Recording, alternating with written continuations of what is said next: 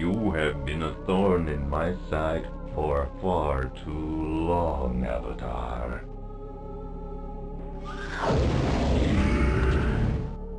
Your two worlds will be crushed. Britannia first, then Earth.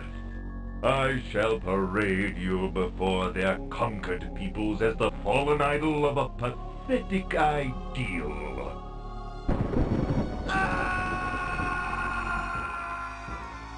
I banish you to the world of Pagan. No one here knows of the Avatar.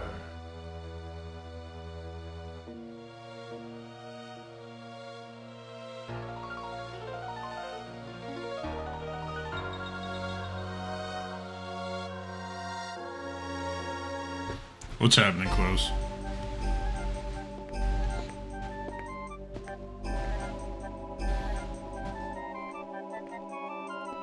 Yep, we got all trained up. We got, look at these 25s across the board. We read all the books. We swung at a bunch of dummies.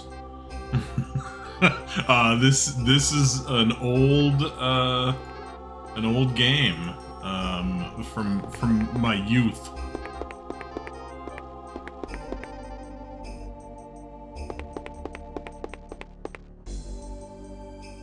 I've read that one. Adventure Quarterly. Oh, volume 12? Dear adventurer, within these pages lies your path to unimaginable wealth and power. All you must do to gain such is to read and learn of the strange and exotic places that hold the keys to your wildest dreams. Enter into the realm where money, power, and pleasure await you. All you must have to gain them is the courage and the heart for adventure. The Ship of Doom. Many tales have been handed down from generation to generation about a mighty ship that sailed from the port of Tenebrae. It said this ship was so big that it actually dwarfed the Palace of the Tempest and needed a crew of hundreds. Many years ago, a bitter winter buried the city up to its rooftops in ice, threatening to destroy all the food supplies and to freeze to death all the town's inhabitants. Since no one could explain the reason for the foul winter, it was decided that a great ship must be sent to find and appease whoever was causing this disaster. The ship was to sail to a distant shore carrying the wealth of all the citizens in hopes of rescuing the city and its inhabitants. This ship is said departed laden with the wealth of the city just before the water around the port of Tenebrae froze solid. Because the sea was freezing in its wake, no ships could be sent to follow. It sailed away into the dark, forbidding twilight. The ship never did return, and most think that it went to the bottom of the sea, but some say that it found a distant shore and completed its mission, pointing to the fact that the winter storms faded away days after the ship's departure, never to return either. Some old-timers say that the ship still sails upon the sea, frozen in the huge blocks of ice. Its riches and crews a silent offering to whoever sent the wintry storms.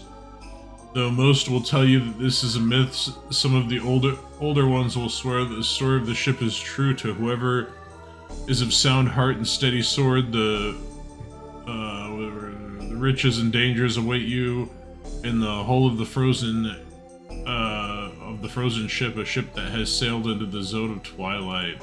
Alright, we're never gonna find that, because water and the Avatar do not mix. Devenoming the Kith. I'll read that another time. Oh, another Adventure Quarterly, okay. Blah blah blah. In these pages, the forgotten riches of Gnarl. Gnarl. Some said it is an island, while others swear that it deep with. You know what? It's just it's what happened. We're bouncing around. I'll agree that the way to Gnarl lies somewhere within the lower catacombs, though the way was lost due to a great earthquake. Many generations ago, back before the sun circled overhead, there was a passage that led to this place. Traders flocked to and fro, for it was a place of great wealth. It is said that the great weapon forges of Gnarl created many of the magic weapons that we have today, explaining why we have very few in these times.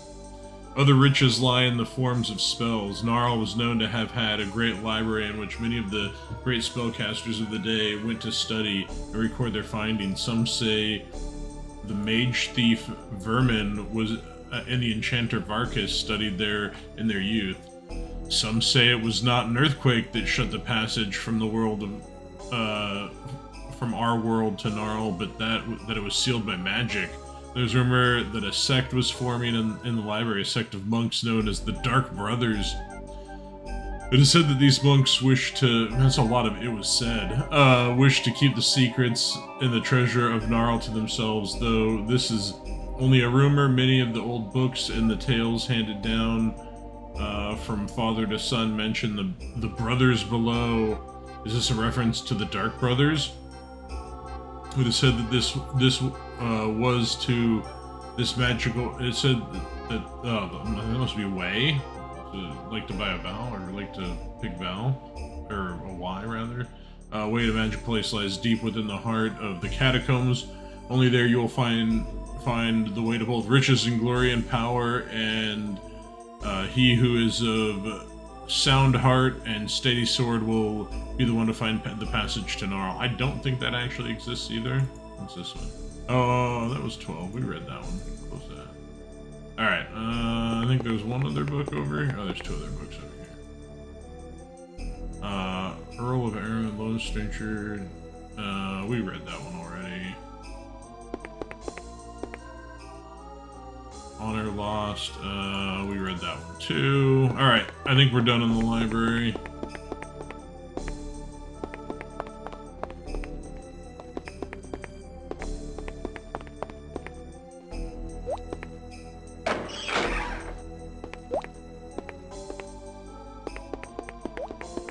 Okay.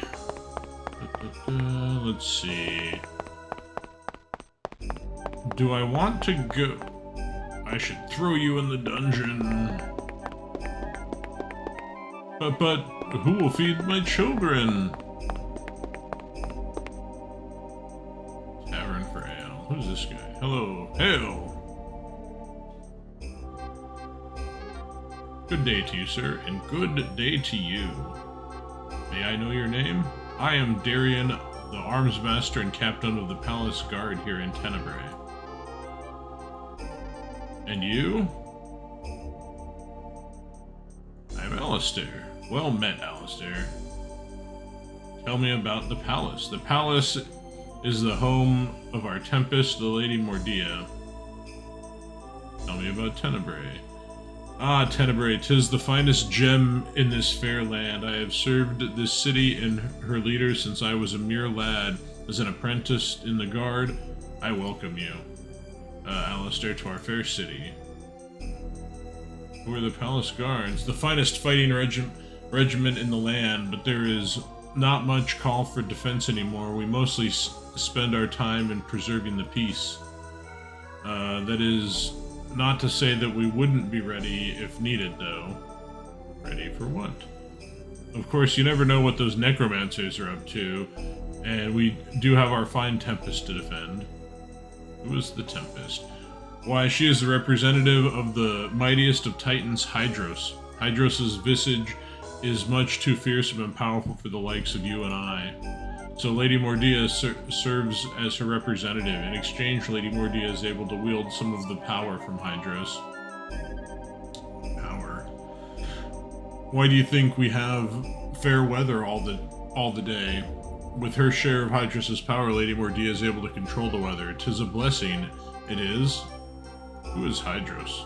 Keep a respectful tongue in your head when you speak that name, my friend. The Lurker is a force to be reckoned with. She is the power of all the waters. She can be as gentle as a spring rain or as powerful and terrible as a thundering waterfall. She is the mightiest of all the Titans. Well worth your respect and worship. Alright, well. Noted. What's that? A chaos gem.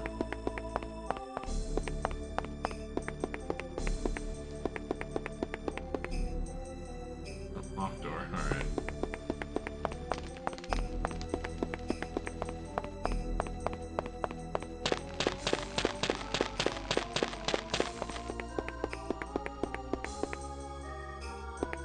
Locked door.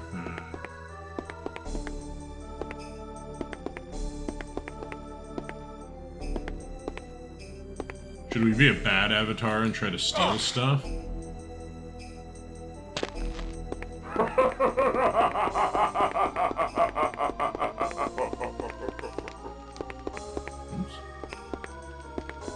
Oh my god.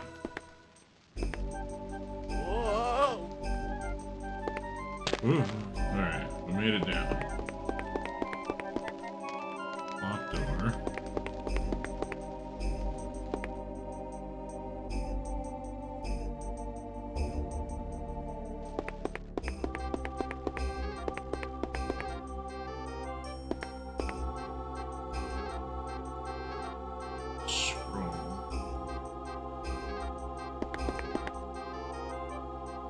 Orange potion. I don't remember what they do. The beauty of. I've read that one. Kith Venom. Journal, book. Honor loss. Alright, let's look at the journal. Expedition Journal 2. Day 17 has been out 4 days since Salem received a fatal blow. We read that one. The Big Book of Adventure. We've read this one before. Puzzles, yeah, beware of chests. I think it was F7. Yahtzee. From my experience, I found that potions act in the following manner. Oh, here we go. Yellow heals, but only in small amounts. Red also heals, but beware, its strength will do damage to those not in need of its power. Orange restores mana in times of need. Green, it tastes quite revolting. Blue provides a restful slumber. Purple provides protection. And black causes the trick to become invisible. Alright.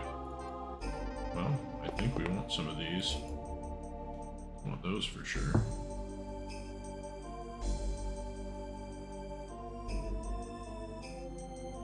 Don't mind me. The virtues only matter in Britannia. Oh. Visibility and sight. Okay. Oh, I see.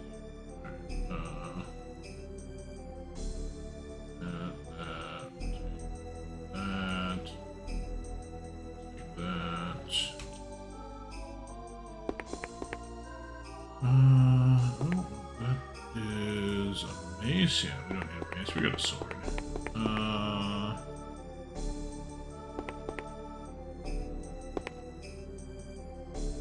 No key under there.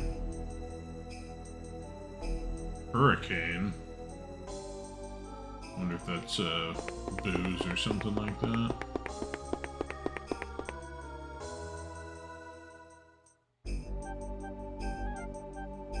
Alright, well, I don't think we're getting anything out of here for the moment.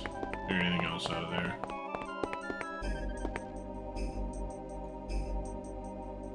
Ooh. Come on. There we go. Let's see.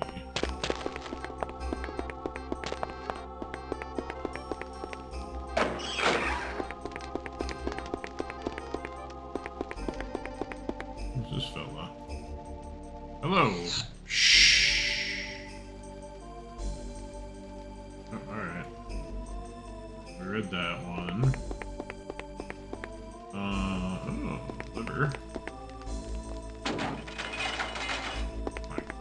Thing. A book. We have not read that one apparently.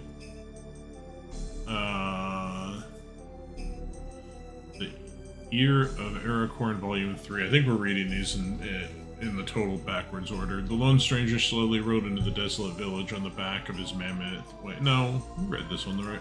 Mammoth White Hordex, yeah.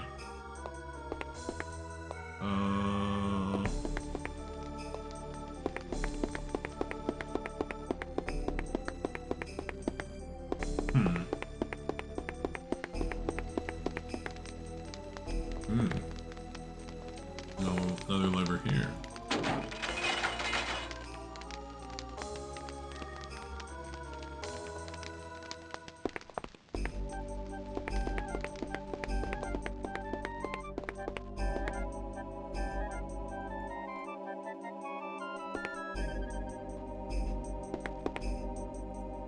Oh, we got a key. We got a key.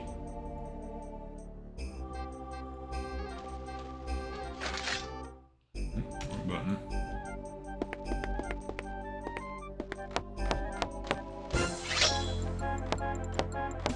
That looks like an enemy.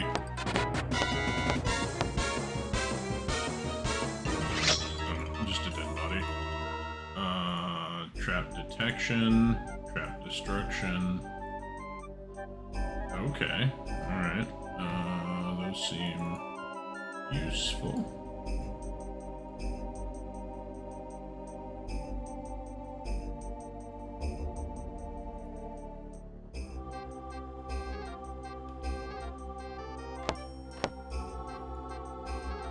Oh no.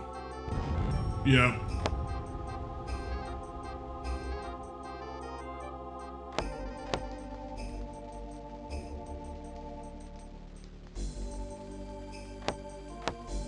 That invincibility potion is gone. Should have snagged it. Restore to sight scroll.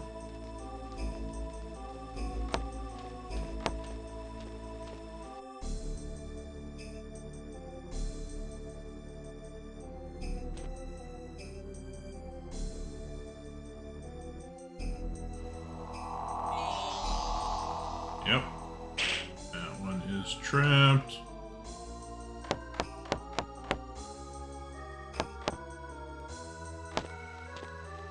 Is it a locked chest? Yeah, I bet that's what the key unlocks.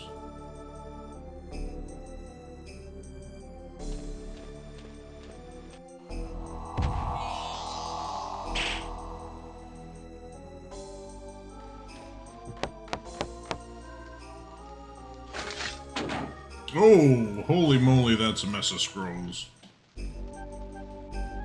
Alright. Okay, we're gonna need more of these. Trap destruction. Oh, restoration are good. Yeah, definitely want that. Yep.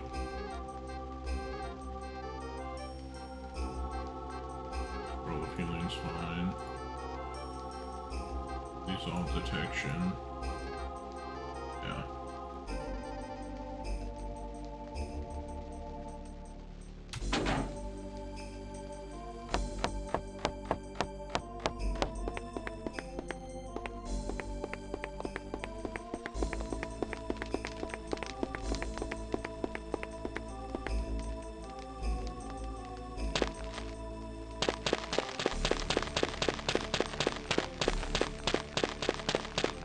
Cannot see behind me.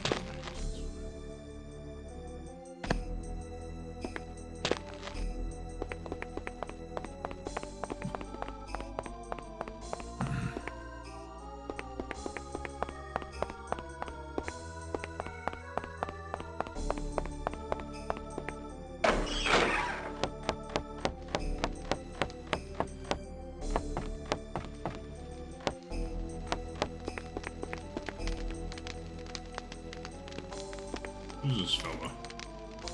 Greetings, stranger. I am called Baron, and you? My name is Alistair. Well met, Alistair, and what do you seek of me? What do you do here? I'm a mage. How are you? I am fine. Now that you have asked me your questions, it is my turn to ask you mine. Why are you here?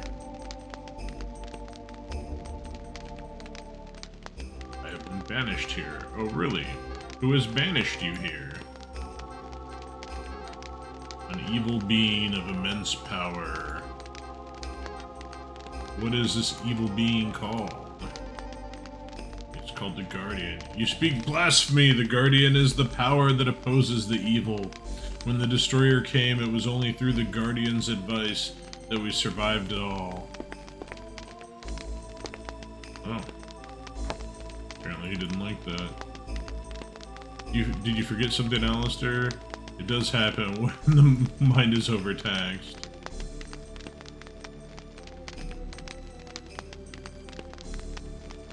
Did I say something wrong? Did you say something right? Farewell, a confused one. Please forgive me. Forgiven. What can I help you with? Alright. What do you do here? I'm a mage. How are you? As well as can be expected. I really do have a lot on my mind. We have no business to conduct, so I see no reason why we should continue our discussion. Goodbye. May the fire of Pyros always burn brightly within you, Alistair. Alright, dude.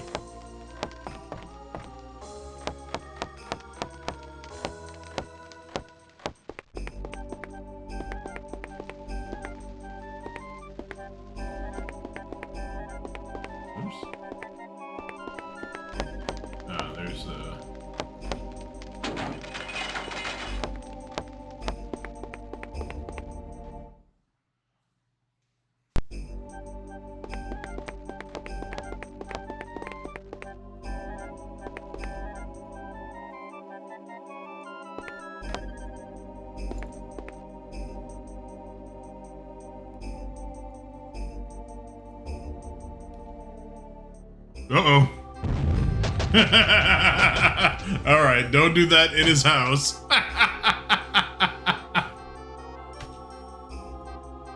We've been blown into pieces.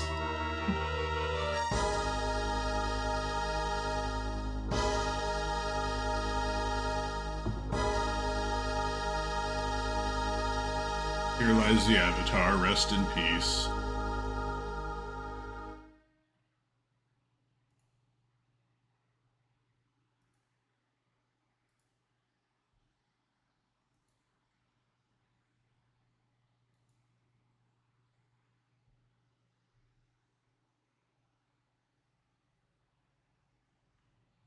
Now I don't know what my auto load is. I think it might be, or not my quick load. Let's load that one for now, and then I think it's F8. Your treasure. Yeah, F8. Alright, we're not fucking around in his house now. Whoops.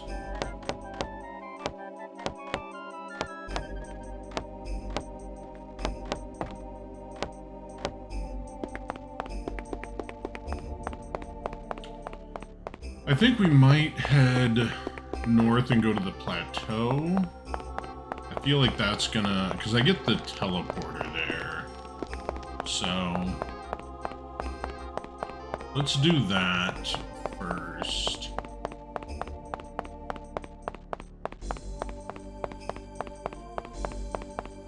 Run, run, run, run, run, run, run. Run, run, run.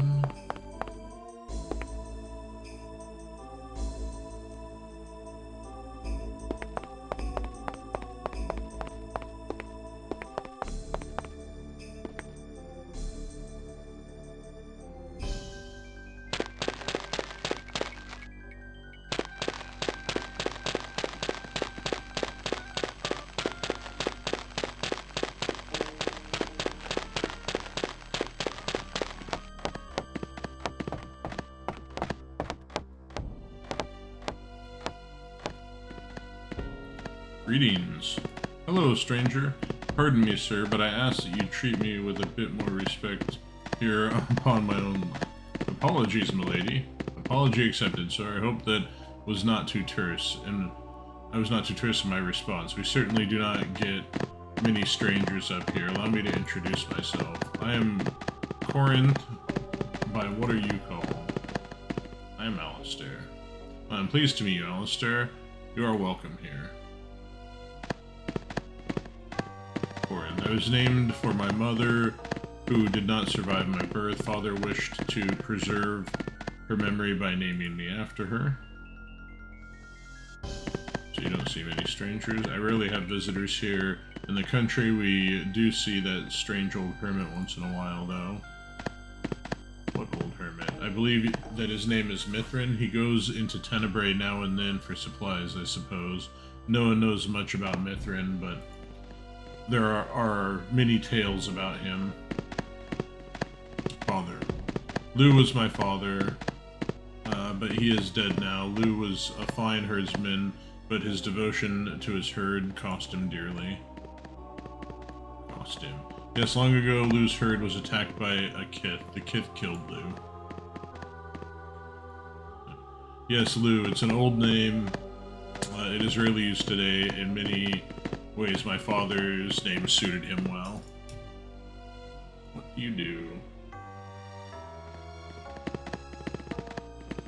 As we live in the country away from most people, I do many things. Since my son did move away, I am not as busy as I once was.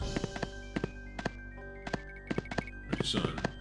His name is Cyrus. I am so proud of him. His father and I are but simple people, but Cyrus will do great things. Great things? Yes, Cyrus has gone to study with the Thurgis. He will help many people as a Thurgis. The Thurgis are the disciples of the Air Titan. Although Gwillem sacrifices to Lythos, I believe that Cyrus was born to be a Thurgis. All of his life, Cyrus has most enjoyed caring for others. He has always a talent for healing. It did not matter if it was a person or an animal.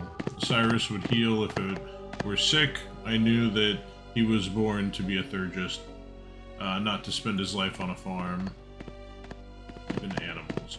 Yes, but you do ask many questions. But you do ask many questions. Yes, Cyrus loves animals. He has always been a caring man. I'm sorry if I asked too many questions. No, I'm sorry that if I made you uncomfortable. I enjoy your company. As I said, we do not see many visitors here. I'm glad to have someone to talk to. Help people. The Thurgis specialize in healing the sick. Some say that they can even bring back the dead. But what of Hydros? All of the Titans are worthy of service. Gwillem did not much like the idea of Cyrus being a Thurgis, but saw the boy's dedication. If Cyrus is meant to serve Stratos, then we must not stand in his way.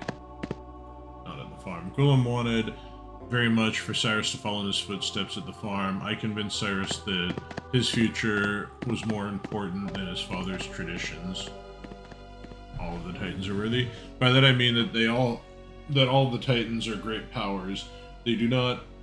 I do not mean to say that they are not worthy of good people's service. I would not claim that Pyros and his sorcerers are worthy of such. Sorcerers. Ask me nothing of them. It is ill business to speak of the sorcerers. His future. I know that if Cyrus became a farmer, he would be poor for the rest of his life. Gwillem does not know that I convinced Cyrus to seek the Thurgis, but I had to, for Cyrus's sake. Now he can lead a life far richer than that of a farm man. His father's tradition. All of Gwillem's kin have always been herdsmen. Gwillem takes great pride in working the land. As Cyrus is our only son, Gwillem expected Cyrus to carry on the family's traditions. Goodbye.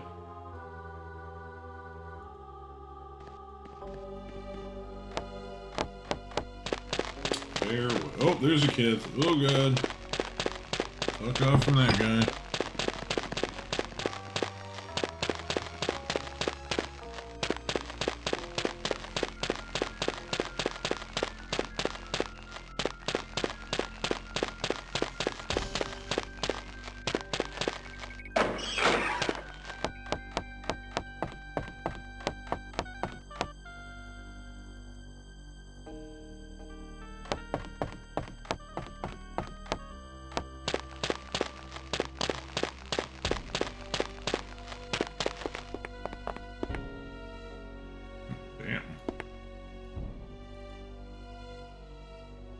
Extracting Kith venom.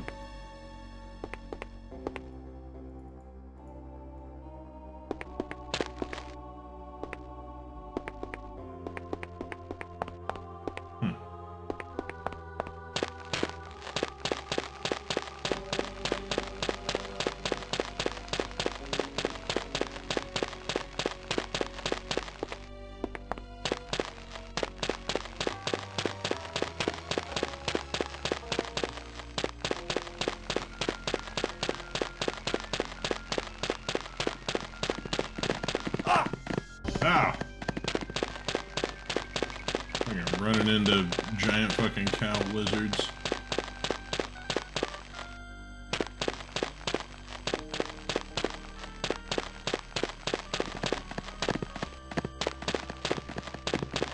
Oh, there's a fella here.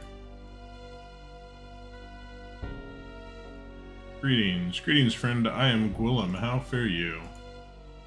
I'm fine, thanks. Good and welcome. It is rare that Corinth and I get visitors here in the valley. Who is Corinth? Corinth is my wife. She is a fine lady, too. Corinth works hard every day, never complains, and has been a good mother to our son.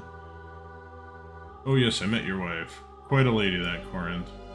Where is your son? I am surprised that my wife did not talk your ear off about our son. Corinth is so proud of Cyrus that sometimes I think she can speak of nothing else, but make no mistake, we are law-abiding folk here. We also honor Hydros as her ladyship does command.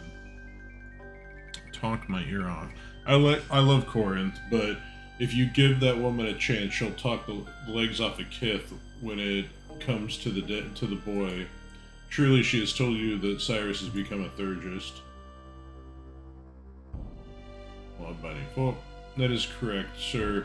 Her ladyship's administration has never had reason to worry about us. Ladyship.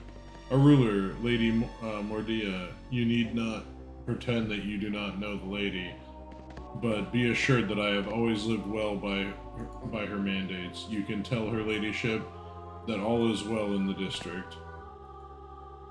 Tell her that all is well here. She has no need to worry about her subjects in the valley breaking her laws. You think I work for Medea? What else would a man so equipped and well-armored do but protect our ruler?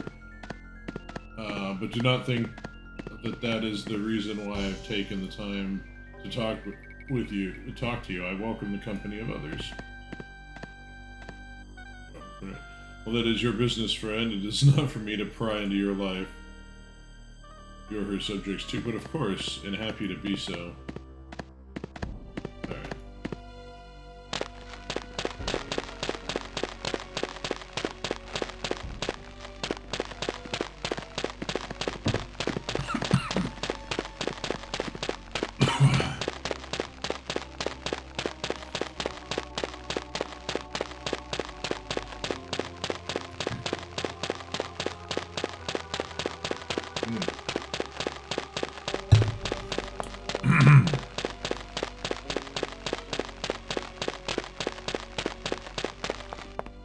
Boom!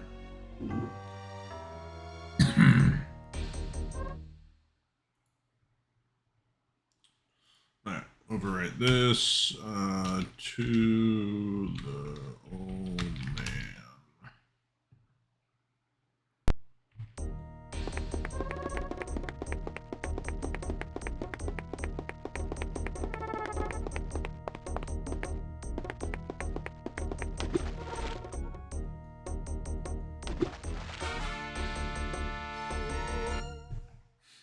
Alright.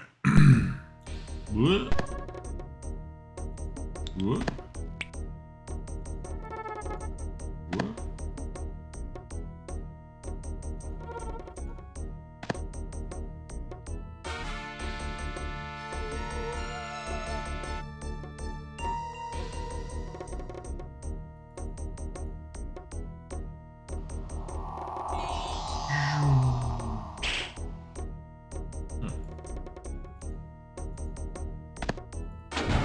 What? I call shenanigans.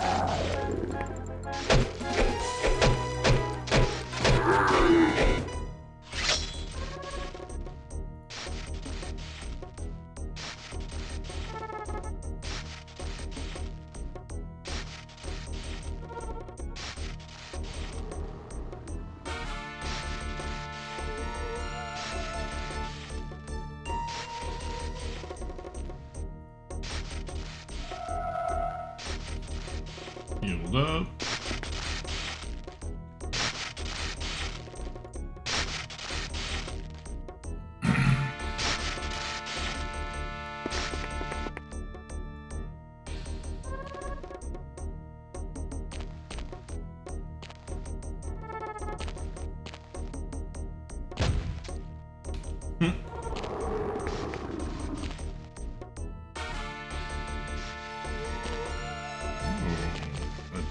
Dark diamond.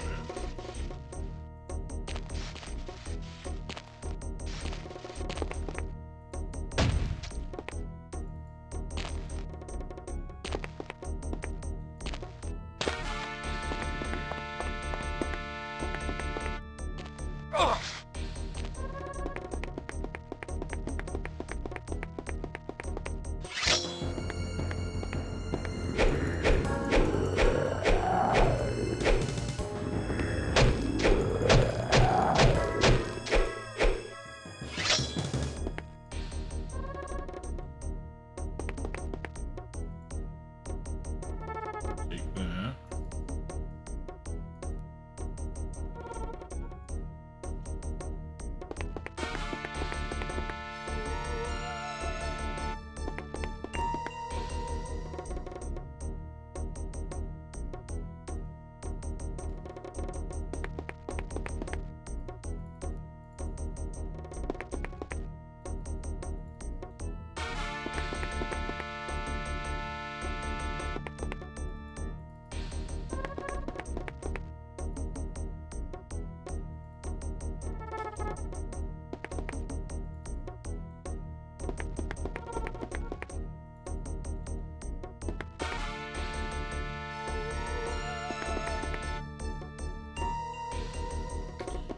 Okay.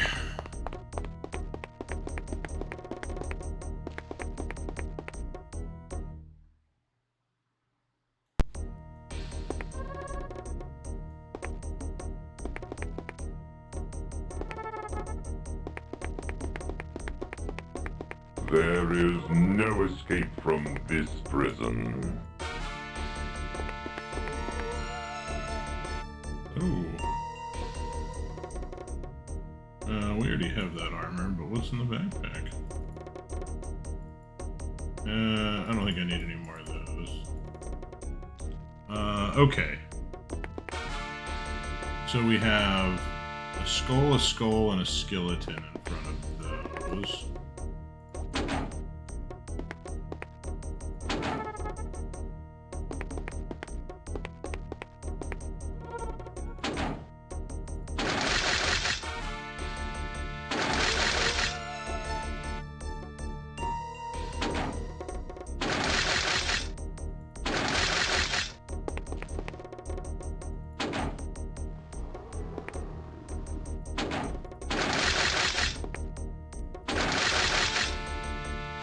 That seems like it did something.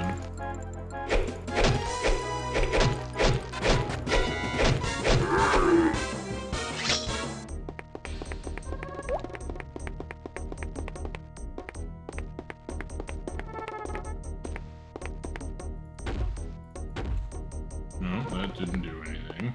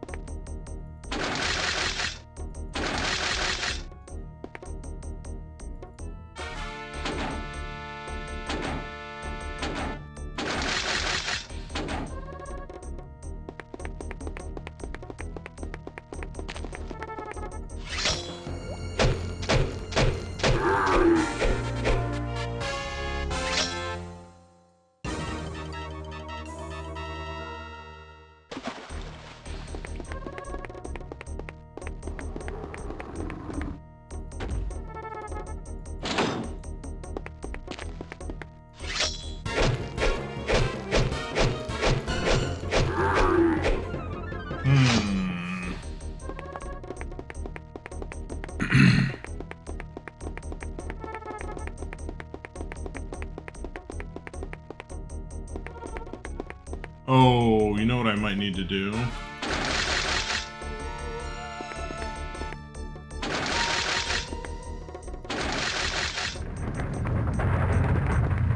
That seems like that did something.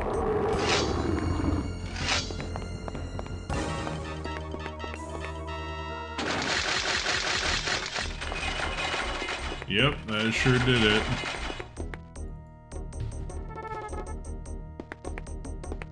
It was a book I read. Said it, back there. The middle switch resets the lever puzzles.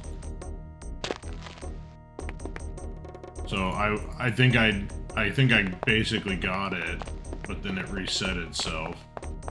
Alright, there's really nothing else here. Let's just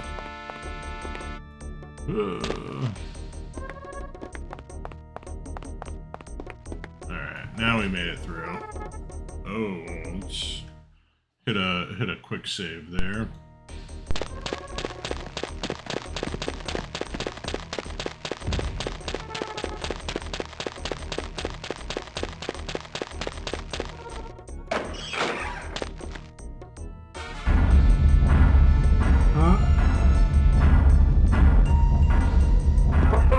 Oh, fuck me!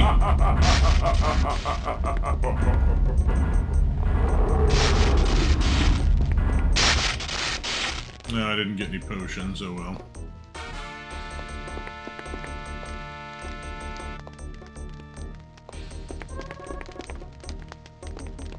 We made it.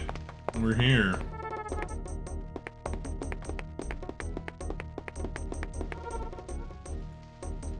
Hello! May I ask your name? You may ask indeed, stranger. I am Mithrin. By what name do you go, young one? Weird sentence. By what name do you go, young one? I'm called Alistair. Greetings, Alistair, and how might I assist you? I have many questions. Oh, good. It is always important to ask questions. That way, one will never run out of things to learn. I cannot refuse one who has traversed ghoul-filled passages to meet with my hospitality. What are some of these questions? Tell me about Pagan. Your question is quite broad in scope. Do you wish to talk about the city, the island, or all of Pagan? Are they not all the same? Indeed, no, although many people use, or should I say misuse, the word pagan to mean the world, the island, and a few ethnocentrics, the city. In actuality, pagan is only the name of the world. The city. Tenebrae, the city was not settled until the end of the war between the pagans and the Zelens, after the Titans defeated the Destroyer. Most of the world lay in such ruin and disarray that the few people who were left on the island congregated into a single community. They called the city Tenebrae, meaning the city of eternal twilight. At first the necromancers held rulership, but once Kalen became a tempest as well, the people elected to have their leaders come from that line. Who was Kalen? He was the first Tempest, an early hero to the people. His life as a necromancer is filled with some amount of tragedy. When we have time, I will relate the history of this world to you, and you'll have a better understanding. The island. The island is also called Morgalen, same as the mountain or volcano from which it sprang. As far as the people know, this is the only piece of land remaining after the Titans vanquished the Destroyer. All of Pagan. The lands of this world once spanned a great distance. At that time, the people were prosperous and, for the most part, unified. However, when the words of warning came from a mysterious being called the Guardian, the population split into two factions. The Zelens, who believed in the ancient traditions, and pagans who felt that the Guardian's words meant the end of things that were. The two factions fell into fighting against each other. Will the very forces of elements begin to take form? Moving on. When the malevolent entity called the Destroyer attempted to conquer our world, the elements who had amassed titanic levels of power rose to battle it. During the struggle, the lands were demolished, leaving only a few peoples scattered across a single island. The island shortly thereafter, the Zealand, single land, this island. Shortly thereafter, the Zelans fell to their enemies, and the world became known as pagan. Actually, I meant the people. To be honest, I know little about the people. A few come to visit me for my knowledge, and even fewer to buy my scrolls. I do know a little about the mages of pagan. Is it them you are interested in knowing? You told me. There are 4 of what I would call schools of magic on pagan, one for each of the titans. The study of death in the ground is called necromancy. It is the necromancer who is responsible for carrying out the pact with Lythos by burying the dead and sending their spirits to him. The current necromancer, Lothian, is very old. I expect she soon will be passing her role to her apprentice, Vividos. Vividos should handle the responsibility quite well. Tempestry's main focus is water, though its aspects involve combining with Hydrus' sister Titan, Stratos, making storms as much a part of Tempestry as is the sea. Unlike the other schools, Tempestry is not learned, it is passed through the bloodline. The eldest living Tempest possesses the greatest amount of power. However, as long as a younger Tempest spell does not contradict the elders, the younger's magic will work fully. Since there seems to be little cap on the power of Tempestry, it is a true tragedy that Mordia rules the city. I hope for the sake of the people that her reign is not a long one.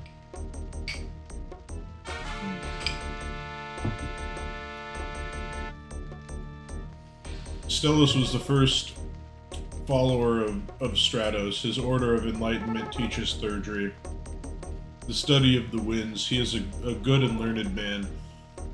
If you'll permit me a judgment of ethics, who freely uses his power of healing. The 4th school, sorcery, involves the Titan of Fire. I have never spoken to Malkir in person, but I feel the sorcerer's reputation for deceit is unchanged by his rise to power. Take care when dealing with those who consort with Pyros, for it seems they become as wicked as he. Those are the mages of the 4 schools. Of course, they do not represent all aspects of magic and pagan. What other magics exist? Well, it's what I call thaumaturgy. It is not tied to any of the titans, but borrows bits and pieces from any form of magic you can imagine. I am a practitioner of thaumaturgy. Can you teach me thaumaturgy?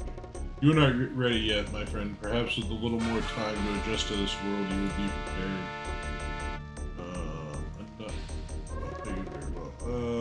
What do you do? That is an interesting question. I do many things. I suppose I spend most of my time studying and exploring the mind. I do not believe that thoughts should be confined within the skull. Though I study a little bit of everything. What do you study? To tell you would take nearly as much time as I have spent collecting the information. Suffice it to say that I try to learn as much about everything as I can. Of course, my preference is to study magic. Magic? Perhaps in the future you will have the time. I will have the time to show you. What about pagan history? The history of the land is quite long, and there is much I can tell you. Where would you prefer I start? Better than wasting your time and mine with a lengthy story, we could be discussing more interesting matters. Let me simply suggest that you read my essay on the subject. The book should be around here somewhere. Most likely I have left it upstairs. Feel free to borrow it if you wish. How can I leave Pagan? I've never had anyone ask such a question, Alistair. Do you truly wish a means off this world, or are you simply testing the limits of my knowledge? I ask because finding the answer would be extremely tedious, and I do not plan to toil for no reason. I plan to leave Pagan. That is indeed a tremendous task that you are planning to undertake. I myself have given considerable thought to finding ways to cross into what you would call other worlds. I have not yet uncovered a solution. However, excuse me, I have come to the conclusion that it is the power of the Titans that makes such travel impossible, even for one with command of the arcane. Therefore, it is reasonable to assume that to depart from Pagan, one must master the powers of all four of the Titans. I suppose the best place to begin is with one of the schools of magic. Have you spoken with the necromancers?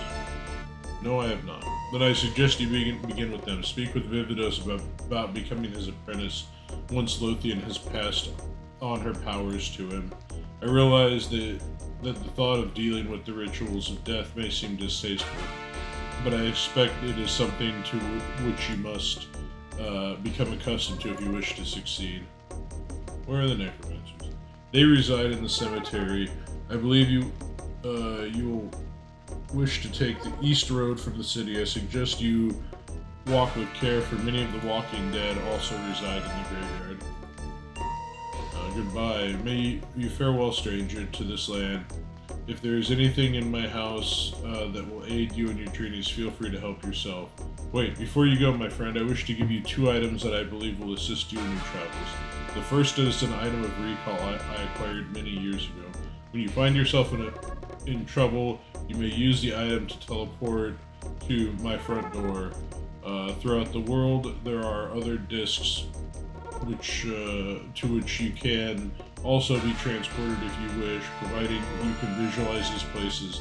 How powerful this item is, I cannot say, for I do not know whether other stronger powers may prevent it from functioning at certain times. Furthermore, I wish to give you this potion of healing, which will magically aid the recovery of your wounds. I will try to have others for you as you make return visits, but since the cost to me in time and energy is great, I will not have one for you every time you visit me. Excellent, use this well. Here. Again, farewell. Alright, we got our fucking teleporter. That is good. We're not ready to use it yet, though.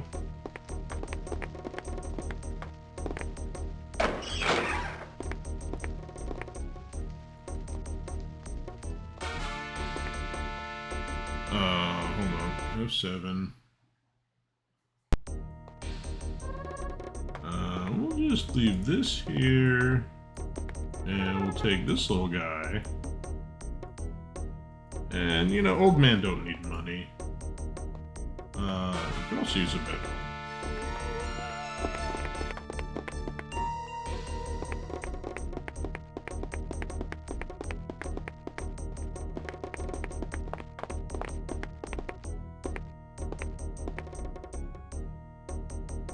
Oh, come on, you old biddy. Get out of my fucking way. Swinging your stick around. Zelen Ceremonial Shield.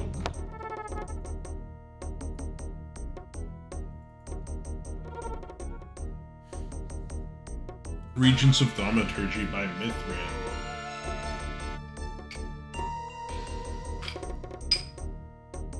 Reading through the many tomes of Thaumaturgy, the receptive student is likely to know something unusual about a few of the reagents.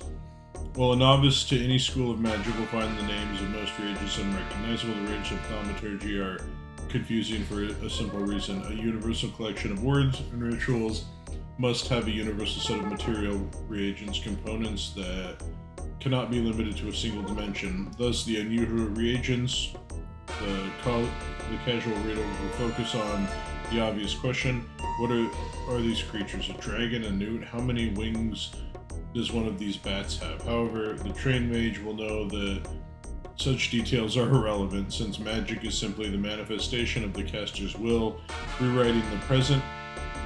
It stands to reason the methods for bringing this will to the surface are not limited by the caster's plane of existence, dispelling magic and notwithstanding. Therefore, as it is possible to cast spells through a variety of means, the physical representation of the components are not relevant, assuming they enable access to the necessary energies in such an instance. The thorn of a rose may very well be a reasonable substitute for the scale of a serpent. Okay.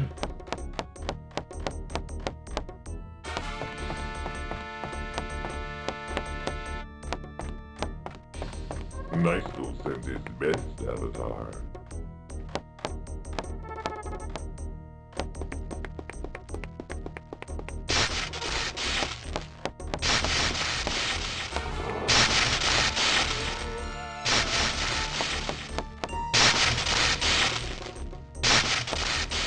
Just magical body of water.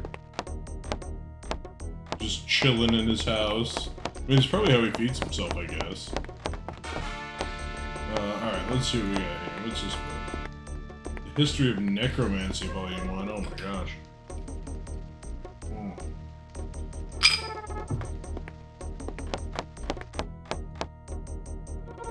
Keth Venom. That's a skull candle, that's not what I'm trying to find out. The Final Sunlight on Sorcerer's Ways. Mythology of Zelan Deities. Ancient Book. History of Necromancy Volume 2. Chronicle of Pagan. Reagents of Thaumaturgy. The Objective. Okay, what's the Ancient Book? Gold, valuable commodity. Okay, we have actually read that one. Have we read this one? So that none may forget the origins of the necromantic order, I, Gallius, will now put pen to paper and hereby record the acts of Morians, the necromancer, before the time of the necromancers, Titans wreaked havoc upon the world. As was their wont, the people suffered, and many were killed at the hands of the immortal Titans.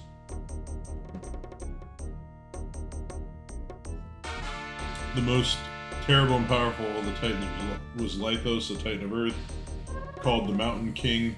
Lythos shook the world and destroyed all that man built. He ripped open the ground, and into his maw the people did tumble and satisfy the Mountain King's hunger. The people lived in darkness and were afraid of the Titans, therefore none dared to confront them. Then one day, a very brave and wise man named Morians came forth. Why does the Mountain King kill our people? Asked Morians. No one could answer Morians' question, so Morians sought out the Mountain King to find out why he did loose his wrath upon the land. Long did Morians seek the mighty Titan, and did finally meet the Lord of Earth in the hall of the Mountain King. There in the Mountain King's hall did Lythos, the Lord of the Netherworld, tell Morians of the people's failure to properly worship the greatest of all Titans, and did Lythos command Morians to return to the surface world, and from that day on Morians was to offer upon the offer up the dead to Lythos so that the Mountain King might be served as befits a mighty Titan.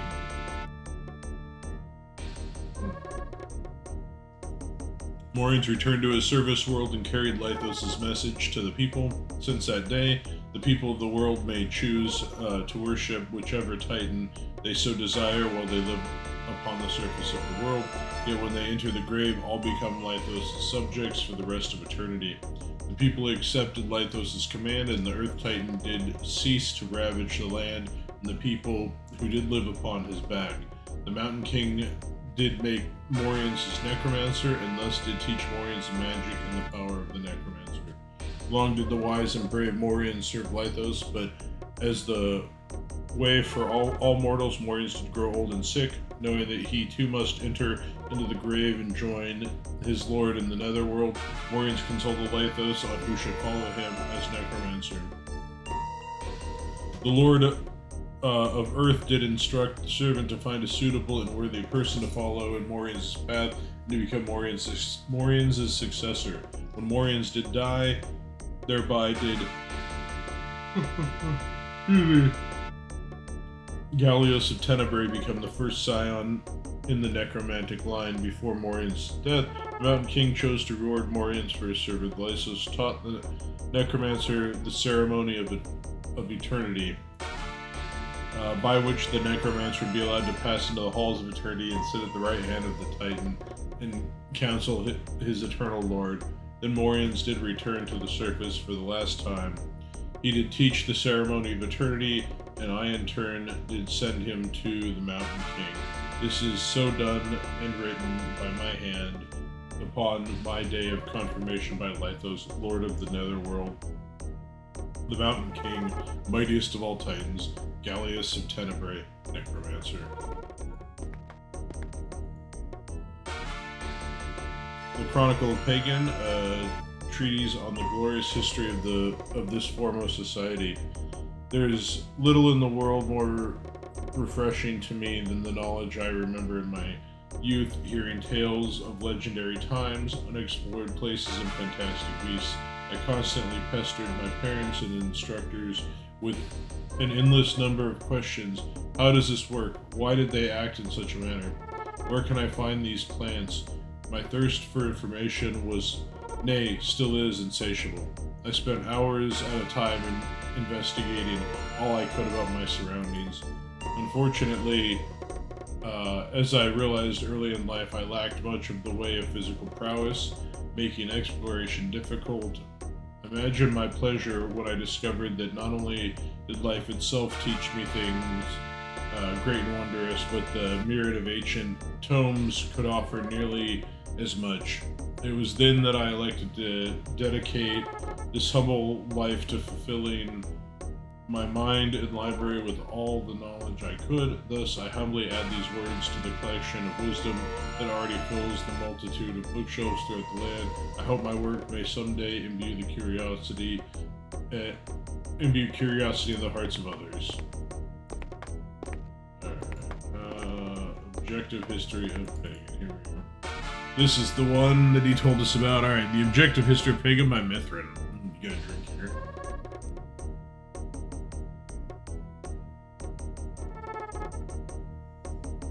Alright, the objective history of pagan by Mithrin. Ages ago, in what is called the First Epoch, there was considerably more land upon which mankind could walk. The Zelans, forebears to the pagans, worshipped three who ruled the emotions. Amorous, beautiful and spirited, was the goddess of love and joy. Her counterpart was anger. Odian, ruler of war, hate, and grief. Between them stood Apathus, he who controlled indifference, representing both the balance and absence of his two comrades. According to legend, these three gods and goddesses were responsible for bringing the emotions to light in their followers, though sometimes I think it was the people's emotions that resulted in the appearance of these ancient ones, as they are now called. Though the Zelans were not known for valuing peace between the various tribes, one leader did step forward to unite them for some time. He was known as Kumash Gor. He was considered a great warrior. He brought his people together by conquering most of the other tribes and then integrating them into his own. The unified community grew and prospered under his rule until he was assassinated several decades into his reign. After the death of Kumash Gor, the Zelans fell again into quarreling tribes. However, not until the coming of the Titans was their culture ever truly threatened. Many centuries after the fall of Kumash Gor, a strange entity known only as the Guardian began to speak in the minds of several of the people. At first, those who claimed to hear the unusual voice were ridiculed, but when the message began to foretell of danger, others found a reason to listen. The words of warning from the mysterious Guardian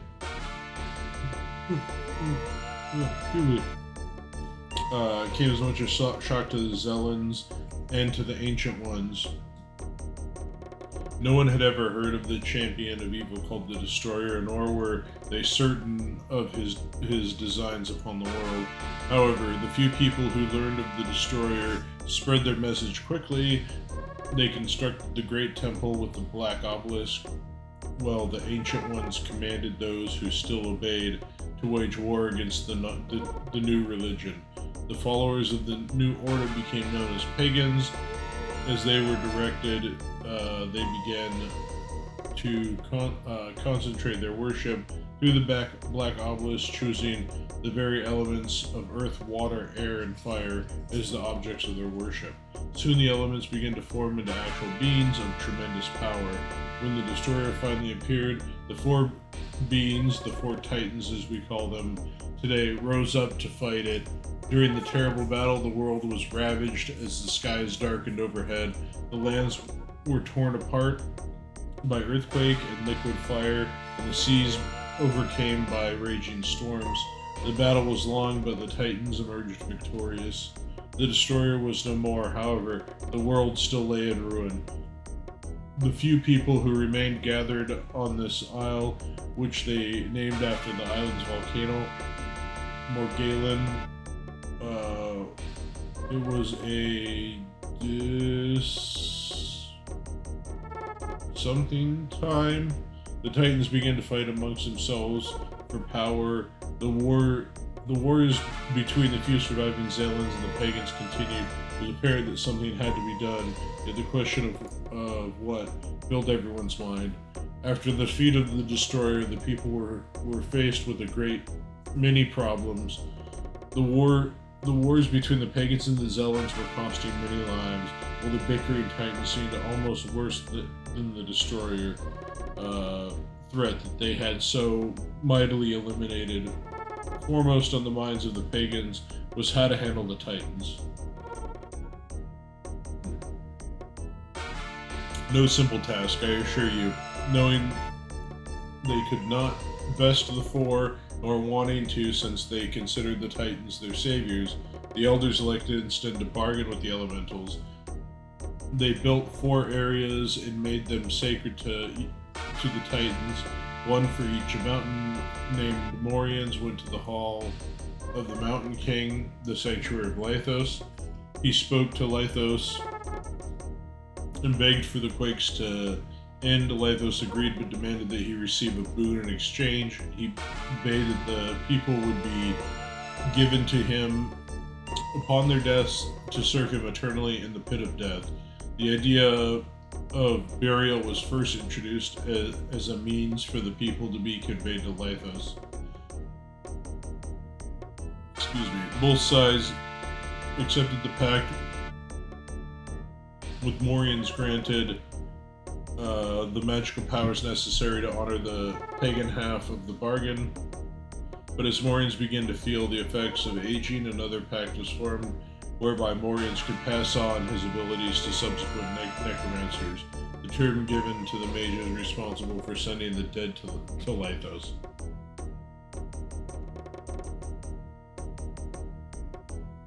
Much time passed before Hydrus could be placated.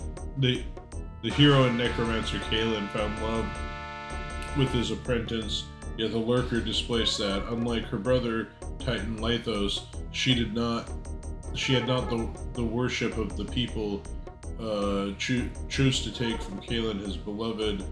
The angry Kaelin sought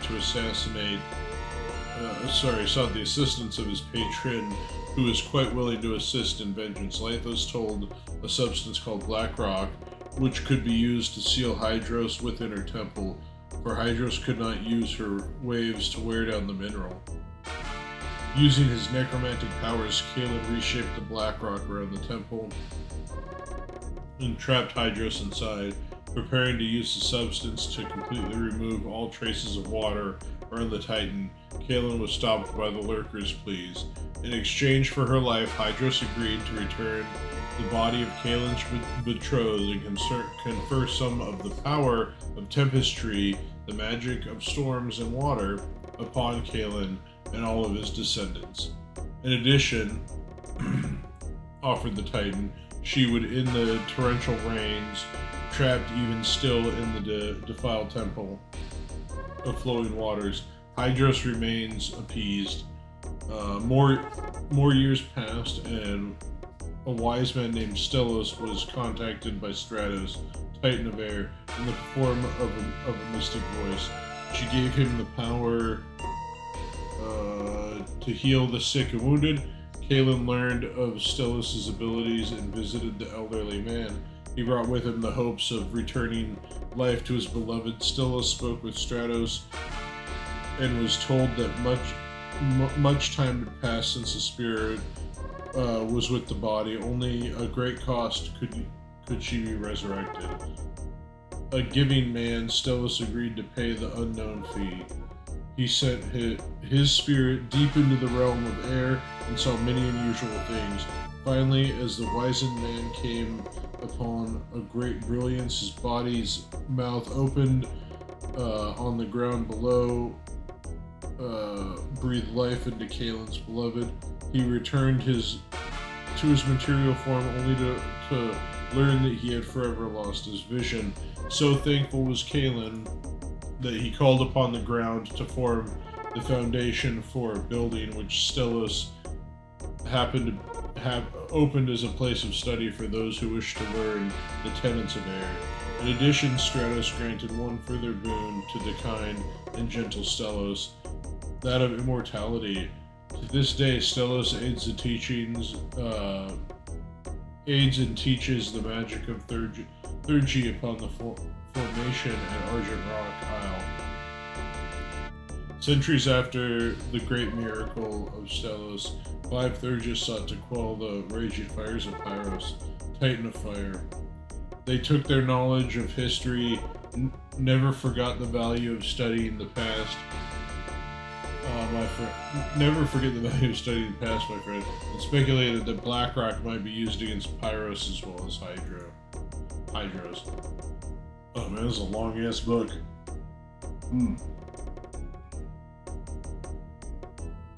They set about gathering as much of the dark material as they could, as well as collecting knowledge about the magics necessary to shape it.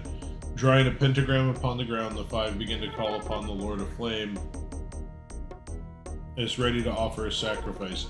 When Pyros appeared, however, they instead used a large chunk of black rock to bind him within.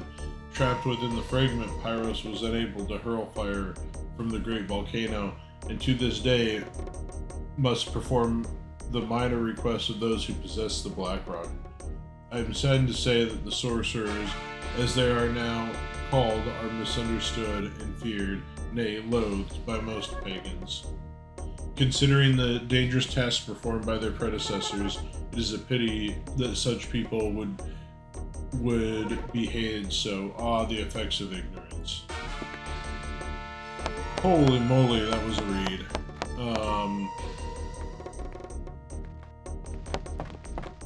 I'm going to take like a little fiver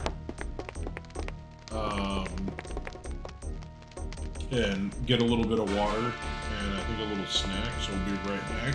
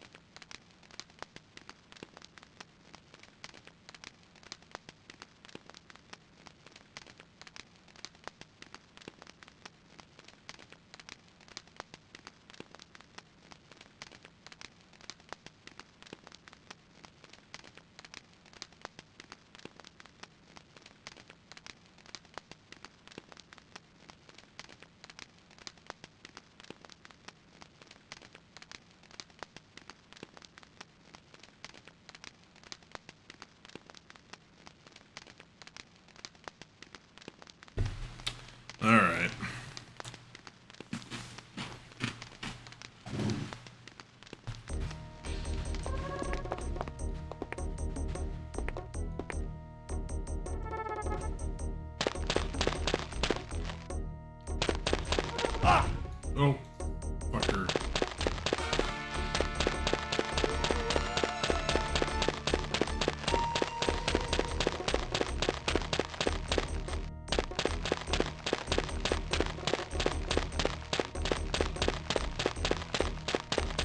Not fucking fighting that thing, that's for sure.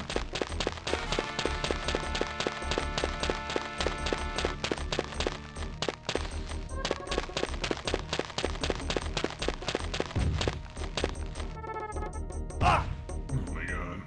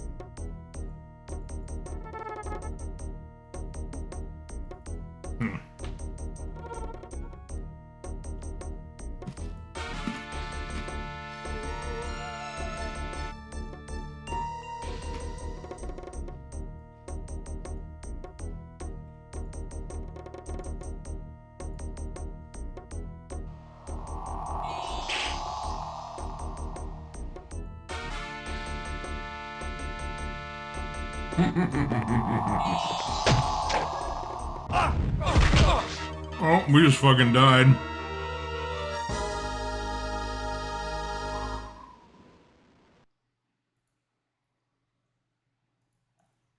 don't remember when we saved it last.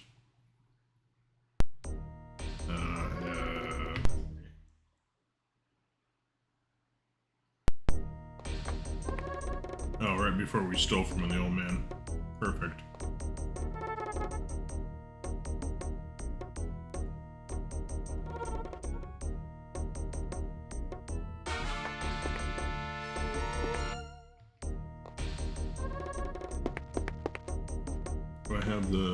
I do have the teleport. Okay.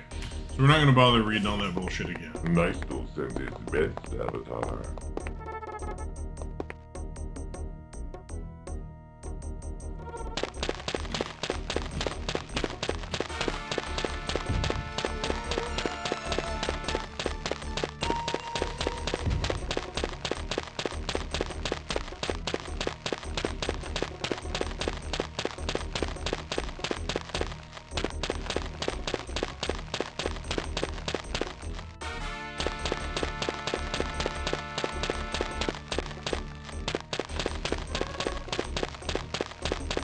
So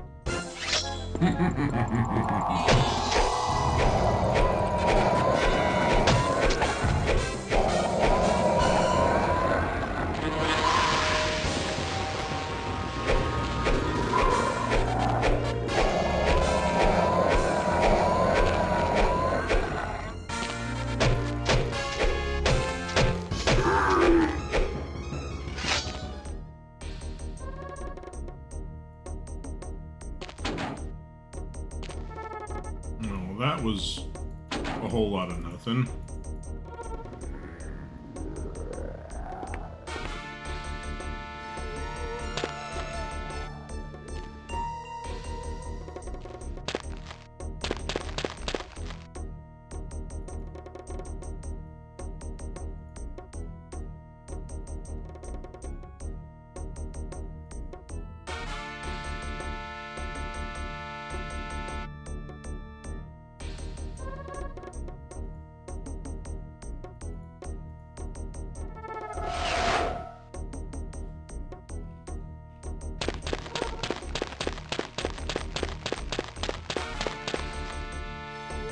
shield. Hold on.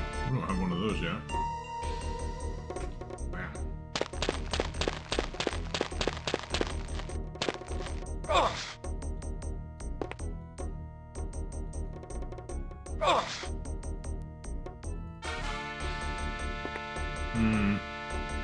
Hold on. Let's hold that again. Because I don't need to use that potion. Let's not use that potion.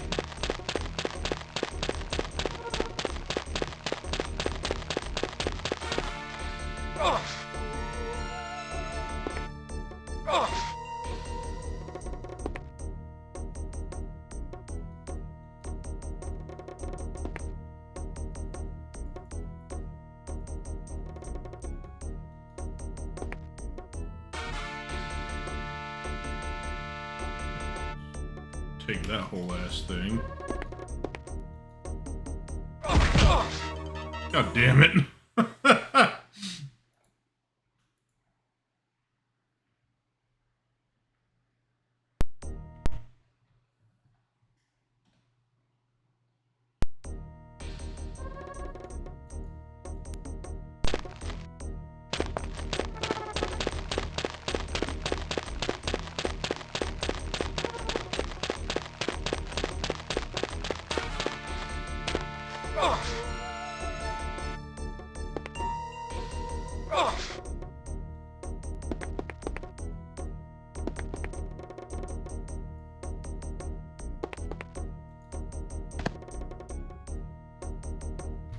Seven.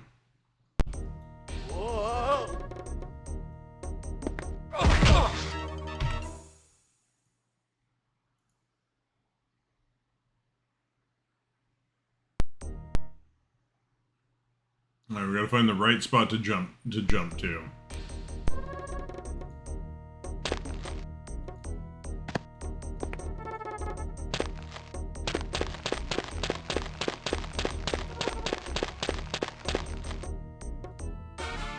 What's this?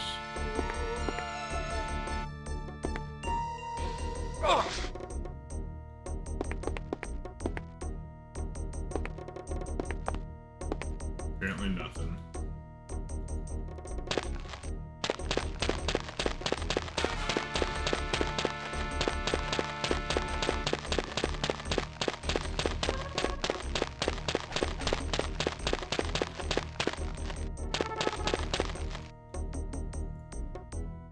Get the fuck out of here.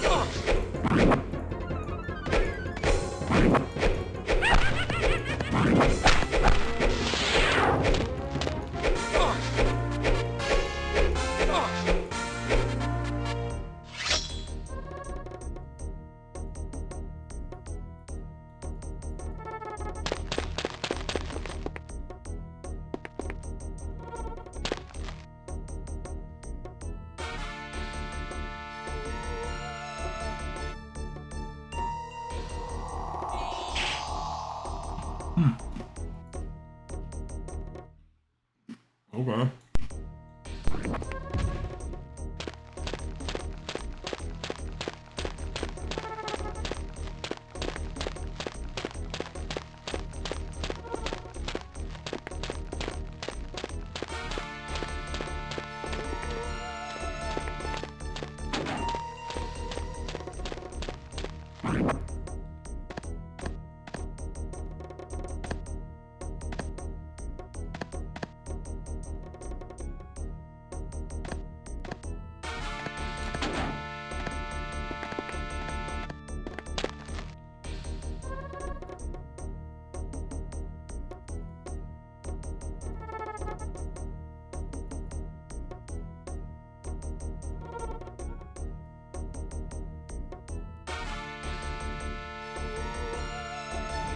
Those anymore.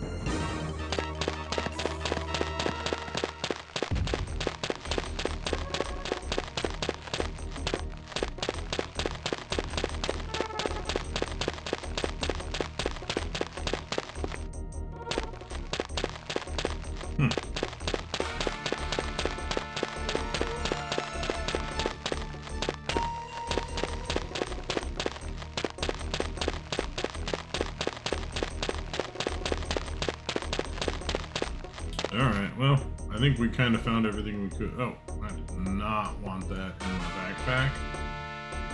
What is your destination? Central Tenebrae. Oh no, I didn't.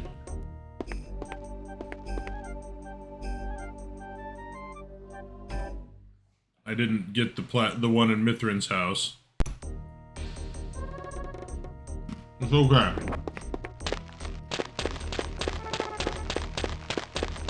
We can fix this.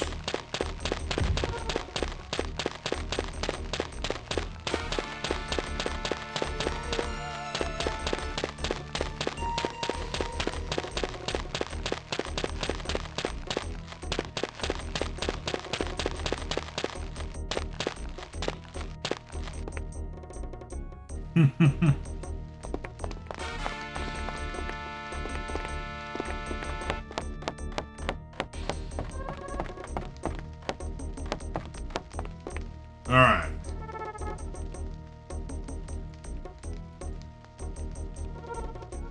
Central Tenebrae. There we go.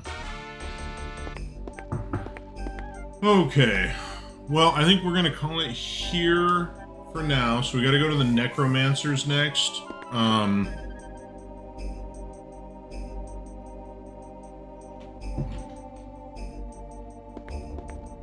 I seem to remember there's some sort of quest possibly available on the other side of Tenebrae.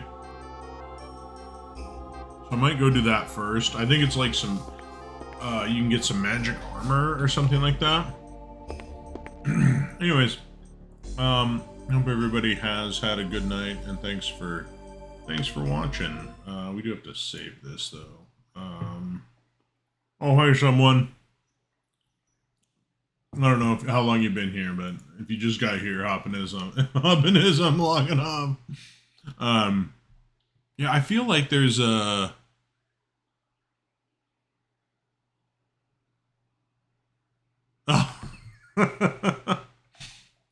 all the dying, all the falling off of stuff with all the bullshit deaths.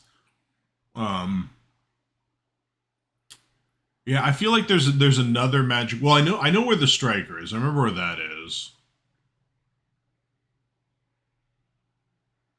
Yeah, all the bullshit that sums up. Right.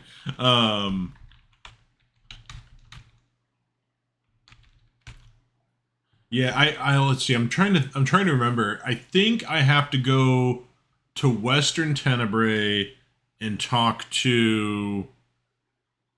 I feel like I have to talk to the I think it's a tavern owner. I think that's how I get the quest for the ghost that I can get the armor from. But is that the sweet song of lamentation I hear? Sweet song of lamentation. Anyway, hope you have a good night. I'm just gonna I'm gonna stop stream. I got looks like I have some pings in Discord I probably have to deal with. Anyway, have a good night.